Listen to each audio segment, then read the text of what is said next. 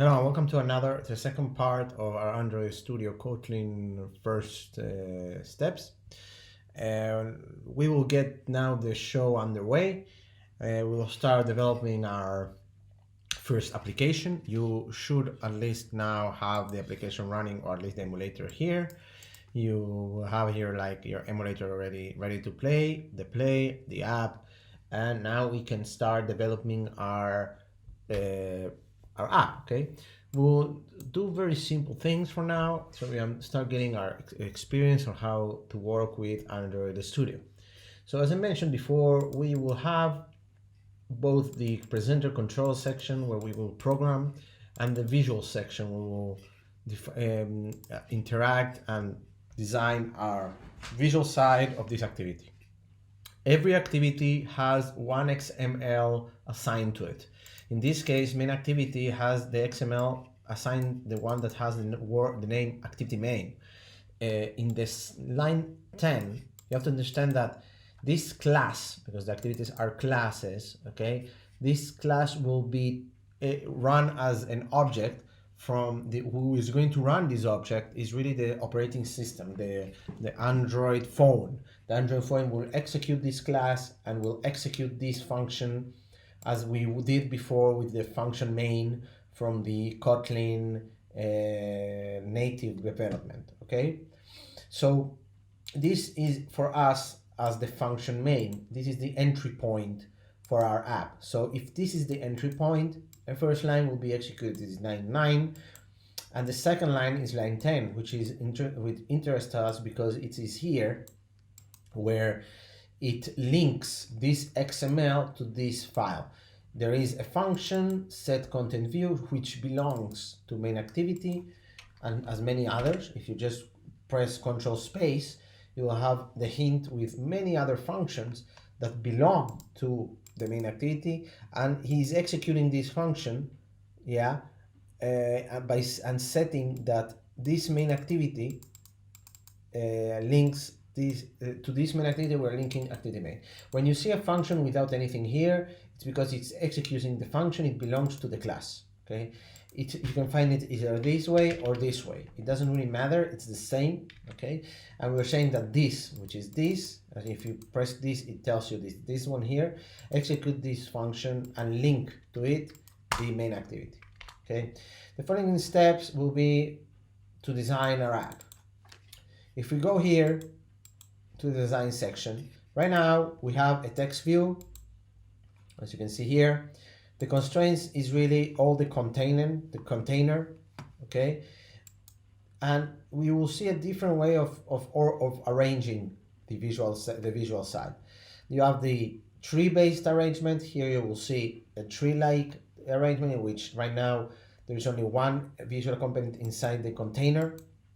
You have the visual elements you can add to your app from here to the view, and here on the right you will see the attributes that belong to this visual element. Okay, you can define the attributes changing their properties just like we did with the classes and objects.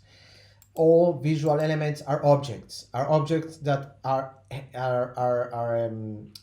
they inherit. Okay, their parents, their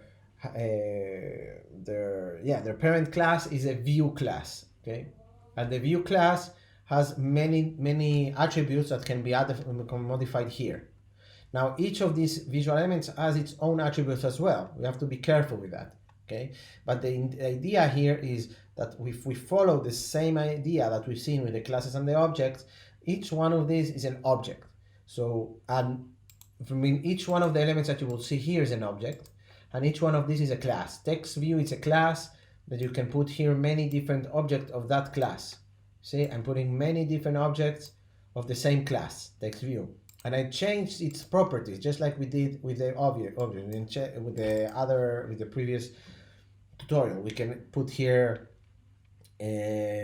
UCJC. We can put here I don't know. Okay, and so on and so on. So we are adding, okay, all kind of visual elements which are really objects of those classes. Okay, what we will do is a very simple visual element, visual representation of our app. You will see on the right, you will see these small lines and dots. Because the container is a constraints layout, you have to understand that each container behaves differently. All elements inside the container will have to be defined with a certain distance to the relation to its surroundings. Okay, so right now there is only one visual element. That visual element is that text area, which is in the center, and its surroundings is that it's telling that the distance between him and the borders should be 50%, 50%, and 0, 0 if it's necessary. That has to do with the differences that we will find between screens.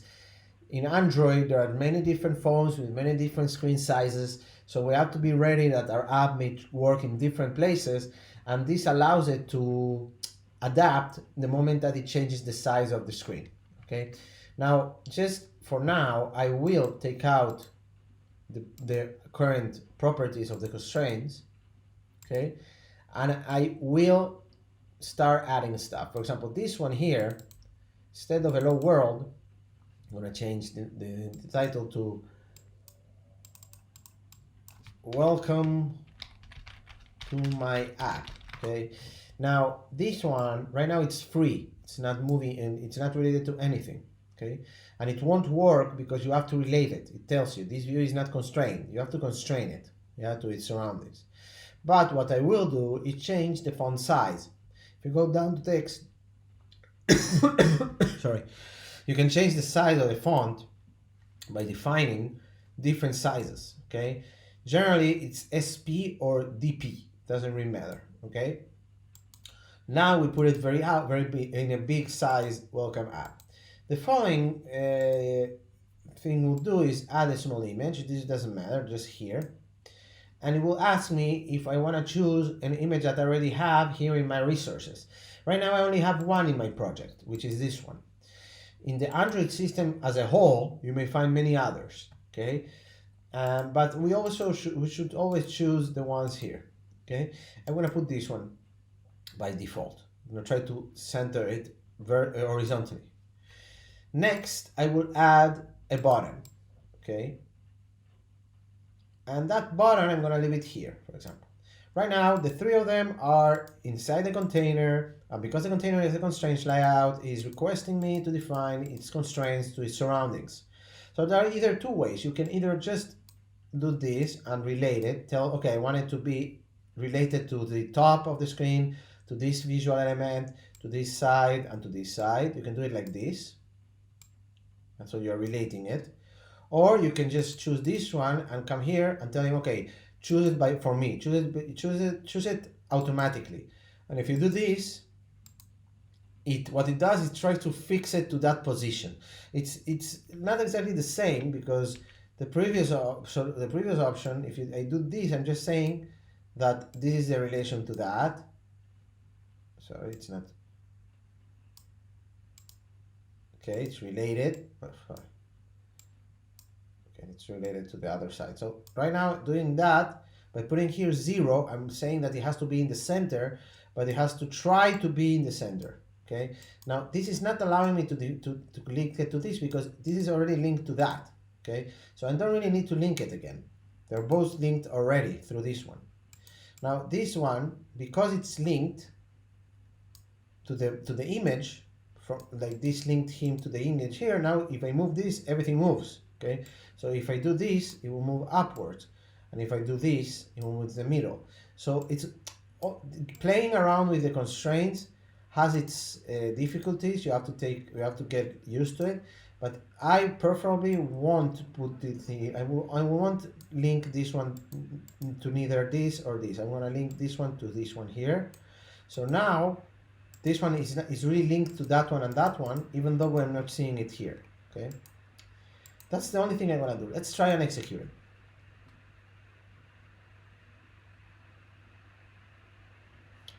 It's executing.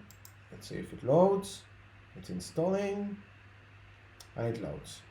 And well, the problem is that because I didn't really do the constraints well, it's not working very well. Okay, so let's just take out all the constraints.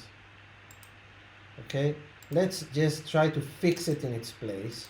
Okay,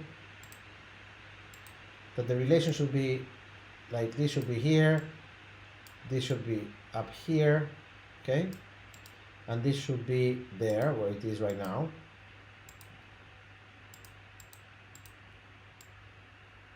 Like here, for example, or let's put it a bit down, like here, because there is a title side here, so let's respect it here. So what we will do, okay, we will just press here the plus, plus, plus, plus. What I'm doing is that it has to stay there as much as it can, fixed in that position, as well as this one. Now, obviously, there is a small problem because it depends on the order in which I added the constraints. Okay, doesn't allow me to move it. So maybe the idea is, let's take it backwards. Let's release the constraints. And so I don't know if there is, okay, one more, backward, backward, backward, backward.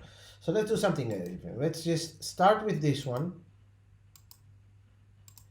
Start from up, down, okay? Then we continue with this one. And we finish with this one. So the order in which we add the constraint has its importance. And if we do this right now, what we should see is a much better ordered with a certain distance between the elements. Well, that's the distance he calculated, considering it has a title up here. So this is a good solution. The following part of the tutorial, we will start interacting with the visual side, programming them in